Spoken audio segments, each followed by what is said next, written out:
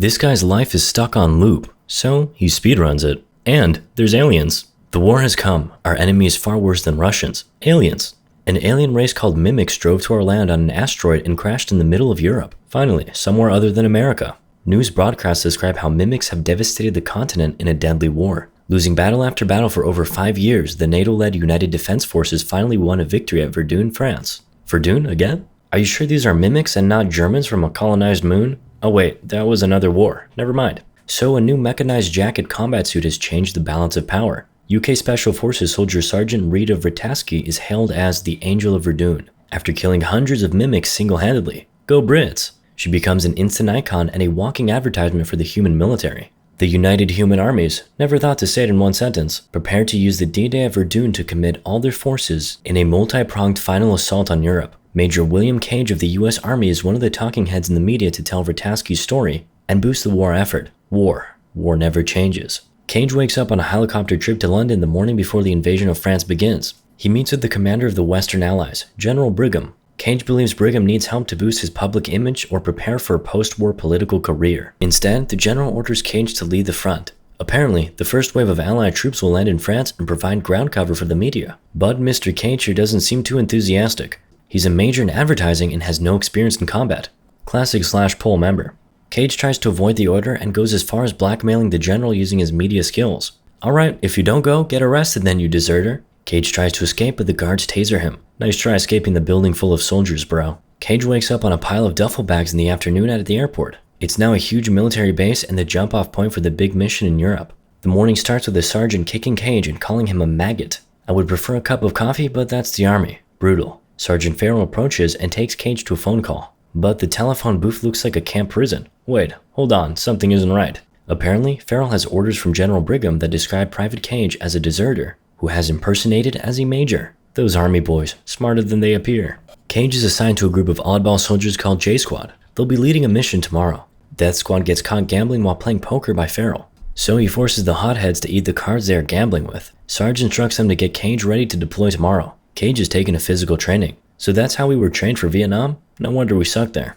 The next day, Cage is nervous. I feel you. I once impersonated as an IT engineering specialist and got a job at the Tesla factory. Lasted for about 20 minutes. Cage is given a battle suit, but the J Squad treats him like dead meat and doesn't even teach him how to disable his weapon's safe mode. Don't worry, Cage. If the Soviets won the World War with one rifle for 2 men, you'll get it somehow. Just don't run into bullets. As the Death Squad is about to drop from aircraft onto the French coast, an enemy weapon strikes the back of their plane and the squad drops their load prematurely. Relatable. Sponsor time. Today's video is brought to you by Raycon, and as you can tell, I'm kind of in love with them. Raycon's everyday earbuds are phenomenal. I've been using them daily for a week and it's been a wonderful upgrade from wired headphones. I love using them while working out, relaxing, and even working on these videos. Now there are 2 features I absolutely love. By holding down on the left earbud, you can switch the sound mode. There's pure, balanced, and bass boost. The latter is my favorite. And for the right earbud, if you hold, you can toggle awareness mode, which brings back outside noises. You see, these earbuds are normally noise isolating, so they're perfect for getting focused. Raycons are priced just right at about half the price of other premium options. They have 8 hours of playtime and 32-hour battery life. Last but not least, they come with several optimized gel tips so you can get a perfect fit. If you want to support the channel, consider getting some Raycons. They're extremely discreet. Visit buyraycon.com/minute or click the link in the description for 15% off. Thank you. So the operation to retake Europe was a surprise attack, but Mimics were entirely prepared to slaughter the humans. Oh man, not the Omaha beach you wanted. I hoped wars would be different in the 21st century. Sergeant Vrataski lands near Cage while he's struggling to select a language for his new costume.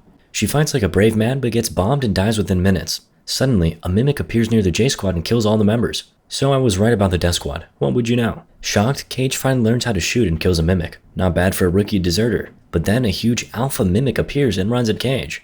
Our boy shows his Sigma nature, grabs a Claymore mine, and explodes when Alpha Mimic jumps on him. From deserter to a war hero real quick. Just before Cage dies, the Alpha's blue blood covers him. Somehow, Cage wakes up in a panic in the same spot he was the day before, on top of the duffel bags. The same rude sergeant calls him a maggot and Farrell again takes him to the J Squad. The Groundhog's Day continues, but Cage still does learn how to get the safety mode off his weapons. Cage gets repeatedly deployed. This time he manages to save Sergeant Vrataski, who thanked him by taking his battery. These girls, never trust them. He dies again and wakes up, desperately trying to explain that the Mimics will ambush the entire invasion. Still, nobody believes him. No Tenet movie fans here. Instead of being shocked why Cage knows everyone's name, they tape his mouth. Told ya, brutal army. No one listens to a private. Cage wakes up again and again on the duffel bags. With each time loop, Cage becomes slightly more pro at killing mimics and saving members of J-Squad and unthankful Vertasky. But mimics still kill everyone eventually. In one loop, he lasts long enough to enjoy small talk with Vertasky. I'm gonna start calling her Rita. Rita seems to recognize the situation and tells Cage to find me when you wake up. And they get killed again. Cage wakes up in the duffel bags again but cooperates with Sergeant Farrell and J-Squad to buy themselves time and find Rita.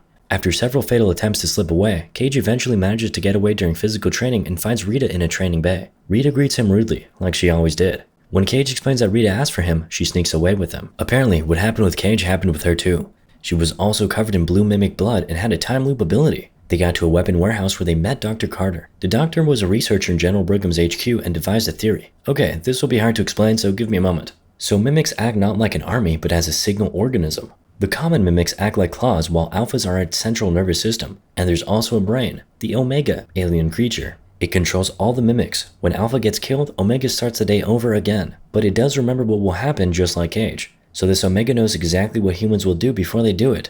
And it also purposefully lost in Verdun so humans would gather all the powers at one point, so Omega could kill them all at the same time. Rita was allowed to kill hundreds of mimics in Verdun. Oh, you sneaky aliens. Definitely not the German type of brain. Rita had visions of the Omega but never had a chance to meet it in the flesh. Now Cage controls the power to reverse time, not Omega or Rita. She tells Cage that he must repeat the loop until he is shown some piece of information that will help them succeed. Then take Rita to Omega and kill it. Cage gets a piece of combat training to succeed on his infinite mission and gets his back broken. Rita also explains that she was wounded and received a human blood transfusion, so alien blood lost effectiveness and broke the time loop. Cage must make sure he dies on the battlefield or in training or she'll have to kill him to start over. And she kills him. Ah shit, here we go again. Through many loops, Rita trains Cage, sometimes killing him over his protest when seriously injured so that he will resume the loop. Imagine yourself having to die 100 times and not knowing if it will be your last one. Scary. Cage finally begins to see visions, at least some progression, but not on the love front, unfortunately. Cage and Rita develop combat skills and proceeded on the beach during the invasion. Still, despite their efforts, they both keep dying. Watching Rita die so many times make Cage emotional about her. Oh, can't blame the man. Who could resist that pretty face? During one loop, Cage gets too tired and prefers to go to a London pub instead. I can't blame him. There, Cage sees the mimic's further step in its attack, assault on London. Finally, Carter finds the Omega. It hides deep inside a dam in Germany. Now you just have to make sure your 1,000 attempts will succeed and you'll get to Germany. Who said the war would be easy? At least you have infinite attempts.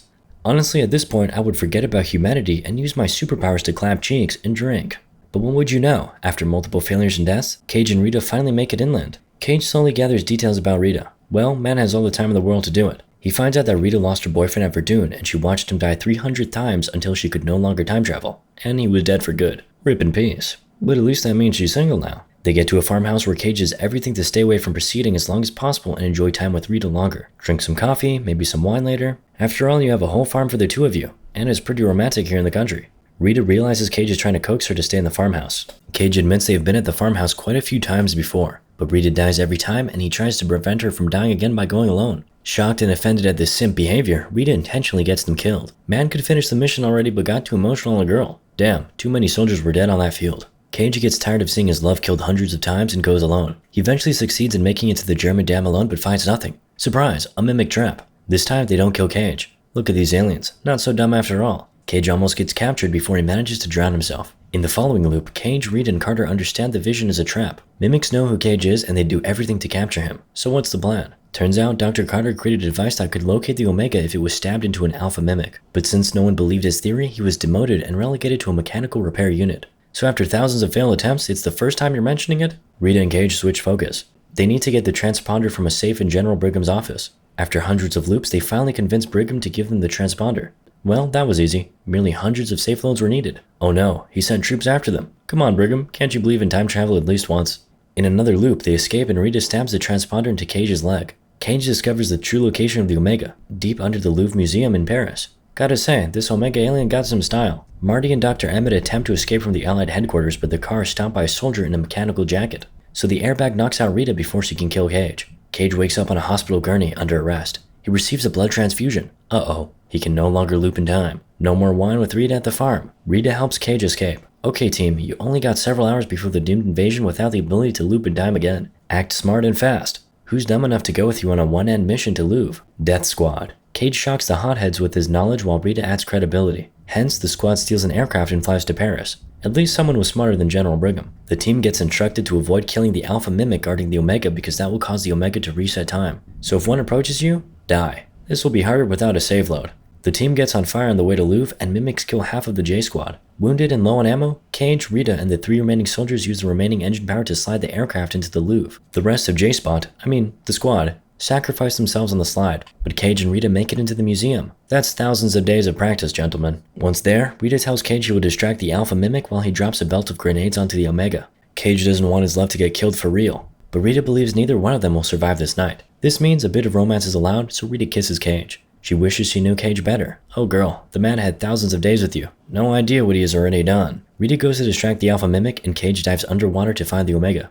After a minute, Alpha catches and kills Rita. The Omega senses Cage and orders the Alpha to kill Cage. The Alpha goes after him and stabs him. However, before he dies, Cage pulls the grenade pins and drops the grenade belt into the Omega. The Omega explodes and dies, and the Omega's blood washes over Cage and seeps into him, like the Alpha's blood did, and his eyes open. Oh man, here we go again! Cage wakes up on the helicopter on the road to London the morning before the invasion and is meeting with General Brigham. He hears the celebratory pealing of bells and sees a news conference where the general announces that a huge spooky energy blast was detected in Paris. Mimics are gone, and the human forces will operate a huge sweep through Europe the next day. He sees J Squad doing physical training at the base. Finally, everyone treats him as an officer. Cage finds Rita, and she greets him with the same rudeness she has every time they meet in every loop. Cage laughs. Well, I guess you can call it a good ending. Moral of the story? Tom Cruise.